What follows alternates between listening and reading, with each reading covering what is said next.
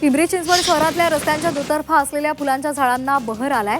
बहवा, cherry blossom अशा विविध फुलांची झाडं आकर्षित करतायत। या रस्त्यावरून जाताना परदेशातील रस्त्यावरून फिरत असल्याचा भास होतोय। पुण्यामध्ये अतिक्रमण विरोधी पथकाची कारवाई सुरूच आहे। पुण्यामधील FC रोडवर पुणे महानगरपालिकेनं अनधिकृत आस्थापनांवर कारवाई केली आहे। कारवाई दरम्यान अनेक वस्तू जप्त केल्या आहेत। पुण्यातील FC रोडवर अनेक दुकानं असून इथे खरेदीसाठी मोठी गर्दी होत असते।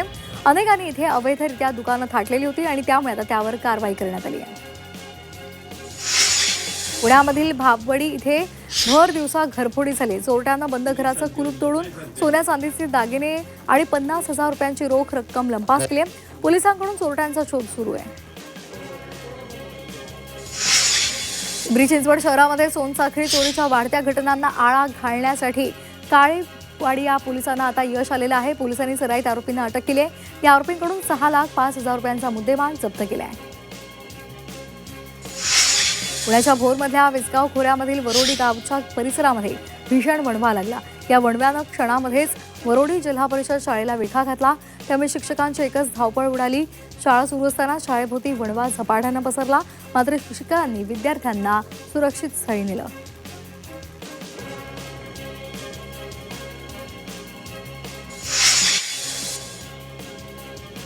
महाशिवरात्री निमित्तानं येवला शहरामध्ये महामृत्युंजय मंदिरामध्ये विविध कार्यक्रम आयोजित करण्यात आलेले आहेत। पहाटे महादेवाच्या पिंडीला महाअभिषेक करण्यात आला। भाविक मोठ्या संख्येनं मंदिरामध्ये गर्दी करतात।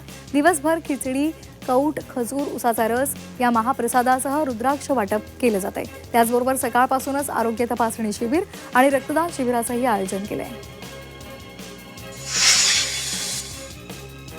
येवला तालुक्यामध्ये शेतकऱ्यांसाठी काले ग्रुप आणि महिंद्रा ग्रुपच्या वतीनं शेतकरी मेळावा आयोजित केला होता। यावेळी शेती आधुनिकीकरण आणि ट्रॅक्टरचा वापर करण्यासंदर्भात शेतकऱ्यांना मार्गदर्शन केले। तसंच लकी ड्रॉद्वारे शेतकऱ्यांना बक्षीस वितरण सुद्धा झाले। येवल्यामध्ये शिवजयंती, एकलव्य जयंती आणि रमजान ईद या सणांच्या पार्श्वभूमीवर पोलिसांनी शांतता कमिटीची बैठक घेतली।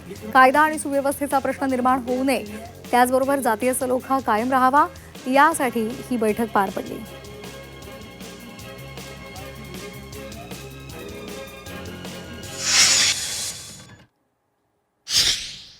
छत्रपती संभाजीनगरमध्ये तरुणाची 17 लाखांची फसवणूक झाली। इव्हेंट मॅनेजमेंट व्यवसायामध्ये गुंतवणूक करत नफा मिळवून देण्याचं आमिष त्याला दाखवलं आणि त्याला फसवलंय।